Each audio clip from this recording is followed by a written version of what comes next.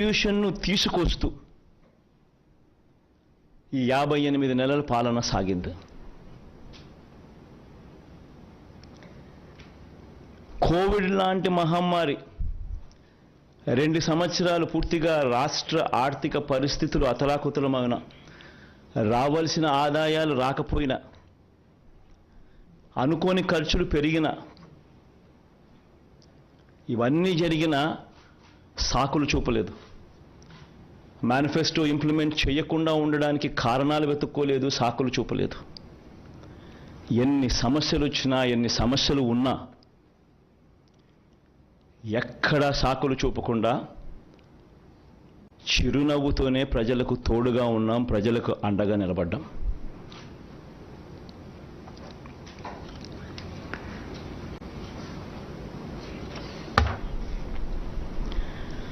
Manifesto అన్నది implement చేస్తూ ప్రతి సంవత్సరం ఆ ఇంప్లిమెంట్ చేసిన మేనిఫెస్టోను ప్రతి సంవత్సరం ప్రజల దగ్గరికి పంపించడం జరిగింది. అడుగులు వేగంగా వేస్తూ జూన్లో మనం ప్రమాణ స్వీకారం చేశాం. ఆగస్టు కల్లా వాలంటీర్ వ్యవస్థను తీసుకొచ్చాం. అక్టోబర్ 2వ తారీఖు కల్లా, గాంధీ జయంతి నాటికల్లా సచివాలయ వ్యవస్థను తీసుకొచ్చేసాం.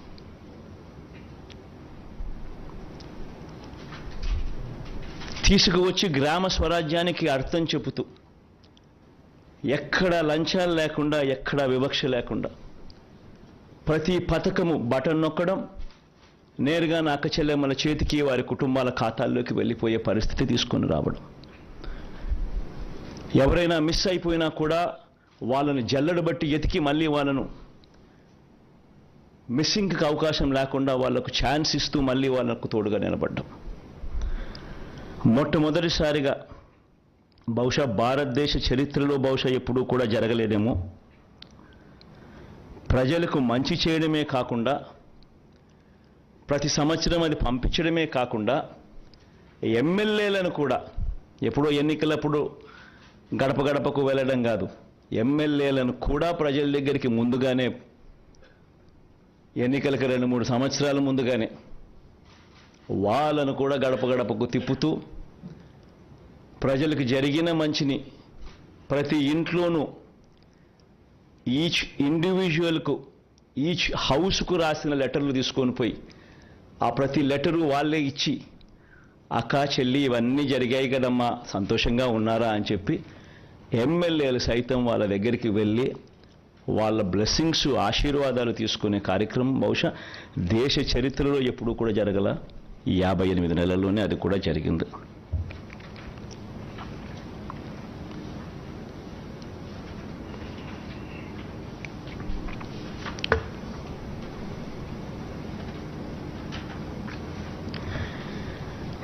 ఎందుకు నేను ఈ మాటలన్నీ కూడా ఎందుకు చెప్తా ఉన్నానంటే, మేనిఫెస్టో అన్నది ఎందుకింత పవిత్ర గంధము, దానికింత శాంక్టిటీ ఎందుకు ఉండాలి అని అంటే కారణం ఏంటనంటే, ఆ మేనిఫెస్టోలో మనం చెప్పిన వాగ్దానాలు, ఆ మేనిఫెస్టోలో మనం చెప్పిన మాటలతో ఆ తర్వాత అధికారంలోకి వచ్చిన ఆ పార్టీ, అధికారంలోకి వచ్చిన వాళ్ళు అవి చెయ్యకపోతే పేదల బ్రతుకులు ఏ రకంగా చిన్నాభిన్నమవుతాయి అన్నదానికి ఉదాహరణ. మన ప్రభుత్వం, ఈ 58 నెలల మన ప్రభుత్వం కన్నా ముందు ఒకసారి ఏం జరిగింది, అప్పట్లో చంద్రబాబు నాయుడు గారు, ఆయన కూటమి, అప్పట్లో వాళ్ళ మేనిఫెస్టోలో వాళ్ళు ఏం చెప్పారు, వాళ్ళు చేయని కారణంగా ప్రజల బ్రతుకులు ఏ రకంగా చిన్నాభిన్నమయ్యాయి అన్నది ఒక్కసారి గమనించాల్సిన అవసరం కూడా ఉంది. ఈ డాక్యుమెంట్ బహుశా మీ అందరికీ కూడా చూసే ఉంటారు. ఎందుకంటే ఈ డాక్యుమెంటు ముఖ్యమైన అంశాలు అని అంటూ 2014లో సాక్షాత్తు ఇదే ముగ్గురు, ఇప్పుడున్న ముగ్గురే కూటమిగా ఏర్పడి ముగ్గురు ఫోటోలు పెట్టి కింద చంద్రబాబు నాయుడు గారి సంతకం కూడా కనిపిస్తుంది. ముఖ్యమైన అంశాలు అనంటూ ఈ పాంఫ్లెట్ 2014 ఎన్నికలకు ముందు ప్రతి ఇంటికి పంపించారు. ఈ పాంఫ్లెట్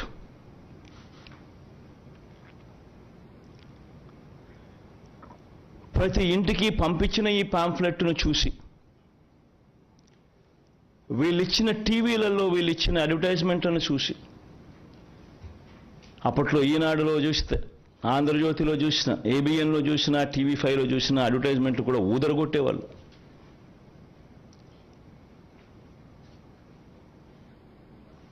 ఒక చెయ్యి ఒక తల్లి చేతిలో, ఒక తల్లి మెడలో మంగళసూత్రం ఒక చెయ్యి లాగేస్తూ ఉంటుంది, వెంటనే ఇంకొక చెయ్యి వచ్చి అడ్డుకుంటుంది. బాబు వస్తున్నాడు, బ్యాంకుల్లో పెట్టిన బంగారం ఇంటికి వస్తుంది అని అడ్వర్టైజ్మెంట్. ముఖ్యమైన హామీలు అని అంటూ ఏకంగా చంద్రబాబు నాయుడు గారు సంతకం పెట్టి, ఇదే ముగ్గురు ఫోటోలు ముద్రించి, ఇదే కూటమిగా 2014లో ముఖ్యమైన హామీలు అని అంటూ వీళ్ళు చెప్పిన మాటలు, వీళ్ళు చెప్పిన హామీలు ఏ మాదిరిగా ప్రజలు నమ్మి వీళ్ళకు ఓటు వేసినందుకు వాళ్ళ బ్రతుకులు ఏ రకంగా అతలాకుతలమైనాయి అన్నది కూడా ప్రతి ఒక్కరూ నాగరిక ప్రపంచంలో గమనించాల్సిన అంశం. ఎందుకనంటే ఒక రాజకీయ నాయకుడు, ఒక రాజకీయ పార్టీని నమ్మి ప్రజలు ఓట్లేస్తారు. వాళ్ళు చెప్పే ఈ మేనిఫెస్టోను చూసి ప్రజలు ఓట్లేస్తారు. వేసిన తర్వాత అది ఇంప్లిమెంట్ కాకపోతే వాళ్ళ బ్రతుకులు ఏమవుతాయని కనీసపు ఆలోచనలు కూడా లేకుండా రాజకీయాలు చేయడం మొదలు పెడితే బ్రతుకులు ఎలా ఉంటాయి? ఇందులో చెప్పిన ముఖ్యమైన అంశాలు, రైతుల రుణమాఫీపై మొదటి సంతకం చేస్తానన్నారు. మరి 87,612 కోట్ల రూపాయలు రుణమాఫీ అయిందా?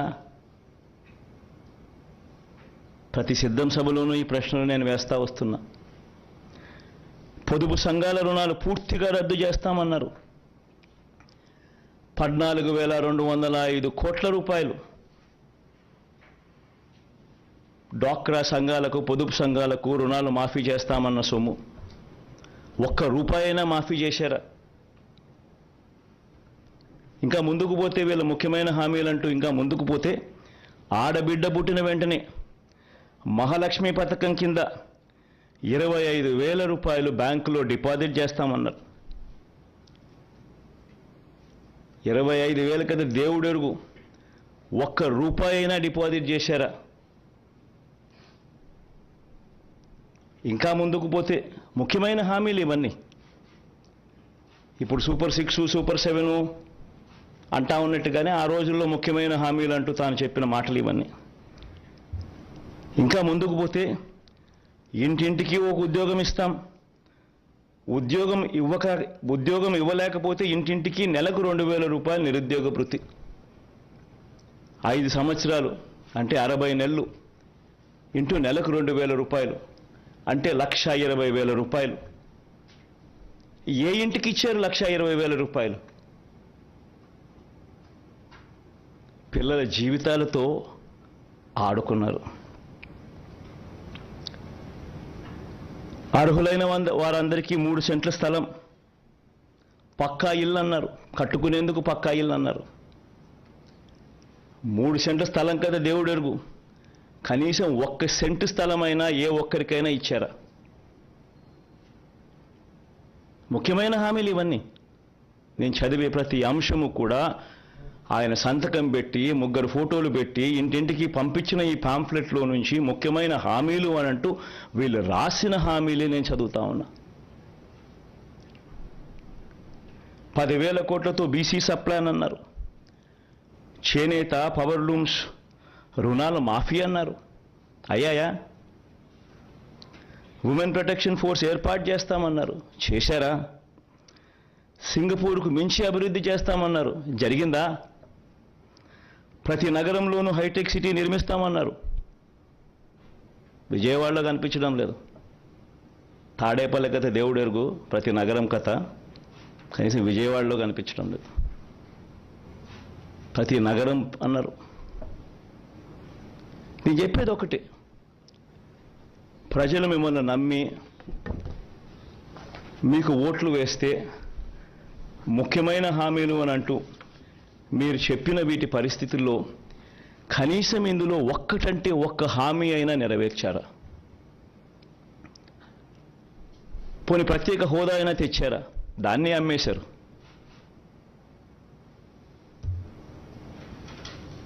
అదే నోట్తోనే ప్రత్యేక హోదా ఏమైనా సంజీవినా అని చెప్పి మళ్ళీ వెటకారం కూడా చేశారు. నేను చెప్పేది ఒకటి, ప్రతి మాట రాజకీయ నాయకుడు ఒక విశ్వసనీయత కోల్పోతే, రాజకీయాలలో విశ్వసనీయత అన్న పదానికి అర్థం లేకపోతే రాజకీయాలు ఎందుకు చేస్తూ ఉన్నాం? ఎవరి కోసం చేస్తూ ఉన్నాం? దేనికోసం చేస్తూ ఉన్నాం? చనిపోయిన తర్వాత ప్రతి పేదవాడి గుండెల్లో, ప్రతి ఇంట్లో మన ఫోటో ఉండాలి, ప్రతి గుండెలో మన ఫోటో ఉండాలి అనే తాపత్రయం లేనప్పుడు రాజకీయాలు ఎందుకు చేయాలి?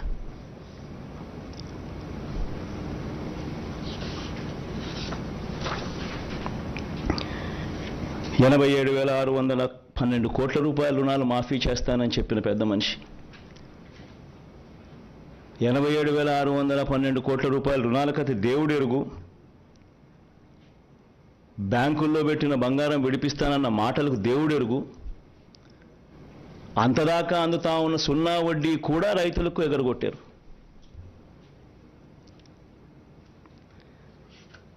పొదుపు సంఘాల రుణాలు ₹14,205 కోట్ల మాఫీ చేస్తామన్న మాటలు, రుణాల మాఫీ కథ దేవుడెరుగు. అక్టోబర్ 2016 నుంచి అప్పటిదాకా అందుతా ఉన్న సున్నా వడ్డీని సైతం రద్దు చేశారు, అది ఎగరగొట్టారు. పొదుపు సంఘాల పరిస్థితి ఏమిటి అని అంటే ఓవర్ డ్యూసు ఎన్పిఏలు 18% పైచిలకు వెళ్ళిపోయింది. ఏ గ్రేడు, బి గ్రేడ్ సంఘాలన్నీ సి గ్రేడు, డి గ్రేడ్ సంఘాలుగా మారిపోయాయి. అక్కచెల్లెమ్మలు రోడ్డు మీదకి వచ్చారు, రోడ్డున పడ్డారు.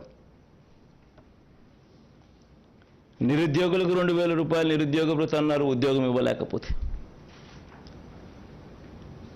ఎవరికి ఇచ్చారు? పోనీ గవర్నమెంట్ ఉద్యోగాలు ఎన్ని ఇచ్చారు అని చూస్తే మొత్తం 2014 నుంచి 19 పీరియడ్లో ఇచ్చింది కేవలం 32,000 ఉద్యోగాలు. అదే ఈ 58 నెలల కాలంలో మనం ఇచ్చిన ఉద్యోగాలు ఏకంగా 2,31,000 ఉద్యోగాలు. ప్రతి సచివాలయంలో కనిపిస్తారు పిల్లలు, ప్రతి గవర్నమెంట్ హాస్పిటల్లో కనిపిస్తారు డాక్టర్లు, నర్సులు, స్టాఫ్, పారామెడిక్స్.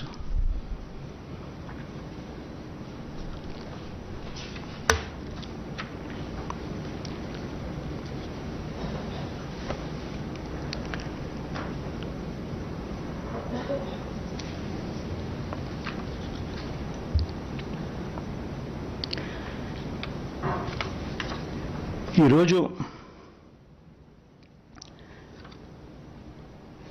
2019లో మన ప్రభుత్వం అధికారంలోకి వచ్చిన తర్వాత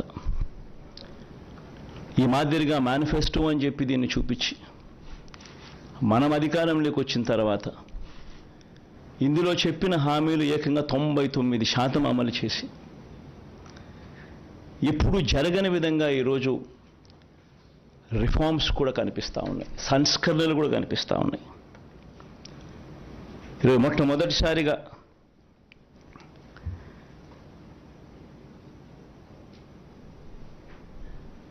వాలంటీర్లు, గ్రామ సచివాలయాలు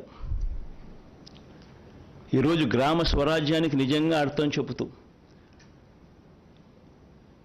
ఈ 58 నెలలకు ముందు ఎవరైనా కూడా మీతో కానీ ఇంకొకరితో కానీ ఎవరైనా గవర్నమెంట్ ఇచ్చే డబ్బులు లంచాలు లేకుండా అందుతాయి అని అంటే ఎవరైనా నమ్మేవాళ్ళ? వివక్ష లేకుండా అందుతుందంటే నమ్మేవాళ్ళ? నేరుగా ఎవరు చుట్టూ తిరగాల్సిన పని లేకుండా మీ ఇంటికే వస్తాయంటే నమ్మేవాళ్ళ?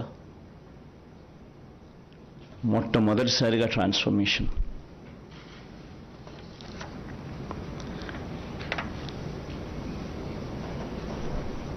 మొట్టమొదటిసారిగా సామాజిక న్యాయానికి అర్థం చెబుతూ నా నా నా నా అని పిలుచుకుంటూ నా ఎస్సీలు, నా ఎస్టీలు, నా బీసీలు, నా మైనారిటీలను పిలుచుకుంటూ మొట్టమొదటిసారిగా సామాజిక న్యాయం కనపడేట్లుగా ఈరోజు డిస్ప్లే అవుతూ ఉంది. 68% మంత్రి పదవులు ఈరోజు ఎస్సీ, నా ఎస్టీ, నా బీసీ, నా మైనారిటీ వర్గాలే. 5 మంది డిప్యూటీ సీఎంలలో 4 డిప్యూటీ సీఎంలు నేను నా నా నా నా అని పిలుచుకునే ఈ వర్గాలే. ఏకంగా చట్టం చేసి 50% రిజర్వేషన్లు అమలయ్యేట్టుగా చేసిన పరిస్థితులు కూడా ఈ 58 నెలల కాలంలోనే. పదవులు అయితేనేమి, నామినేషన్ మీద ఇచ్చే వర్కులు అయితేనేమి.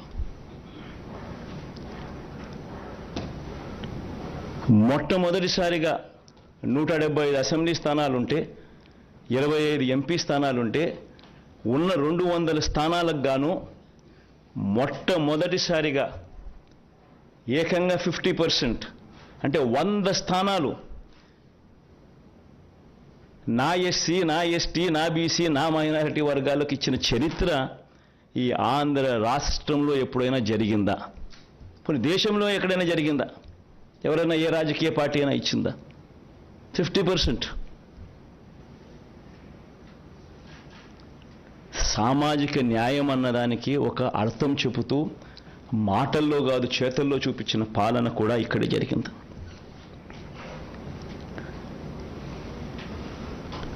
మన పల్లెటూరు పిల్లలు, మన పేద పిల్లలు ఐక్యరాజ్య సమితికి కూడా వెళ్ళి రెట్టించిన ఆత్మవిశ్వాసంతో ఇంగ్లీష్లో అనర్గళంగా మాట్లాడగలిగే పరిస్థితి ఈరోజు మనం అందరం చూస్తూ ఉన్నాం. ఫస్ట్ క్లాస్లో ఐబీతో మొదలవుతూ ఉంది ప్రయాణం. గవర్నమెంట్ బడులు నాడు నేడుతో రూపురేఖలు మారాయి. ఇంగ్లీష్ మీడియం ఈరోజు గవర్నమెంట్ బడుల్లో ఒక హక్కుగా అందుబాటులోకి వచ్చింది. మరో 10 సంవత్సరాలలో ఇదే పాలన కొనసాగితే మరో 10-15 సంవత్సరాలలో జరగబోయే మార్పులు ఒక్కసారి గమనించండి, ఒకసారి ఊహించండి. మరో 10-15 సంవత్సరాలు ఇదే పాలన కొనసాగితే ఈరోజు 1వ తరగతి పిల్లాడు ఐబీ ఫస్ట్ క్లాస్ ఈరోజు జాయిన్ అవుతున్నాడు. 2035న 10th క్లాస్లో ఆ పిల్లోడు ఐబీ ఎగ్జామ్ రాస్తాడు. ఈరోజు మొట్టమొదటిసారిగా ప్రఖ్యాత విశ్వ విద్యాలయాలు, universities, Oxford, Stanford, Harvard, MIT, LSC వంటి యూనివర్సిటీస్తో వారికి సంబంధించిన కోర్సులు ఈరోజు మన డిగ్రీలకు అనుసంధానం చేసి ఆన్లైన్ ద్వారా వాళ్ళ చేతనే సర్టిఫికెట్లు ఇచ్చే గొప్ప అనుసంధానం మన డిగ్రీలతో ఇప్పుడు జరిగింది. 10 సంవత్సరాలకు 2035 నాటికి ఐబీలో 10th క్లాస్ సర్టిఫికెట్ తీసుకుంటారు మన పిల్లలు. ఆ తర్వాత 4-5 ఏళ్లకు డిగ్రీ పాస్ అవుతారు. ఆ డిగ్రీ కూడా కరికులం కూడా వాళ్ళు చదివే కోర్సుల్లో దాదాపుగా 30% కోర్సులు ఏ హార్వర్డ్ నుంచో, ఏ ఆక్స్ఫర్డ్ నుంచో, ఏ స్టాన్ఫోర్డ్ నుంచో సర్టిఫికెట్లు వస్తాయి. ఆ 10-15 సంవత్సరాల ఆ 10 నుంచి ఆ 15 సంవత్సరాల తర్వాత ఆ చదువులతో, ఆ క్వాలిటీ చదువులతో పిల్లాడు భావి ప్రపంచంలోకి వచ్చి ఉద్యోగం కోసం ఎతకడం మొదలు పెడితే పరిస్థితి ఏమిటి? ఆ పేదలు అనర్గళంగా ఇంగ్లీష్లో మాట్లాడుతూ ఉద్యోగాల కోసం వాళ్ళు అప్లికేషన్ పెడితే పరిస్థితి ఏమిటి? పేదరికం అన్నది మటుమాయమయ్యే పరిస్థితులు.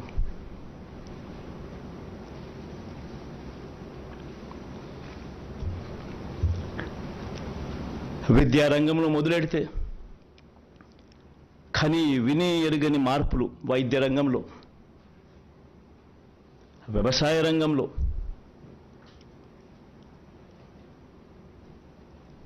మహిళా సాధికారత విషయంలో, అవ్వాతాతల సంక్షేమంలో,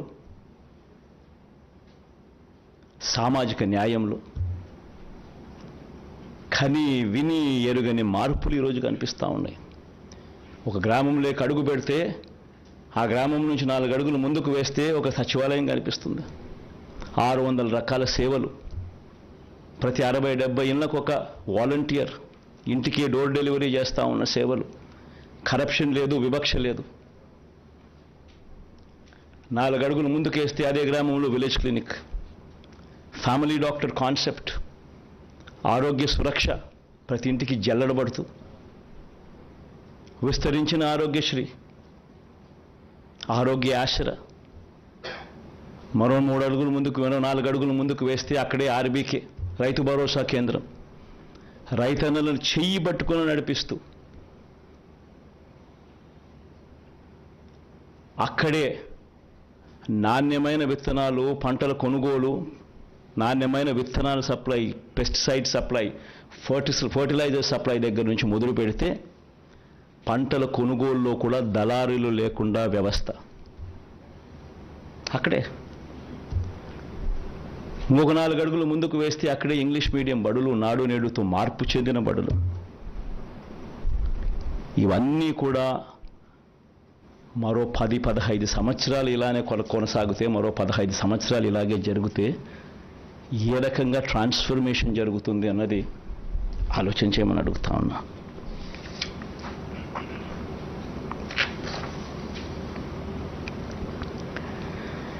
ఈరోజు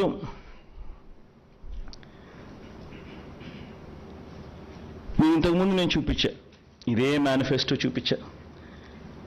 2019లో మనం చూపించిన మేనిఫెస్టో చూపించా. ఏ రకంగా ప్రతిదీ అమలు చేసి ఏ రకంగా చేశాము అన్నది చూపించా.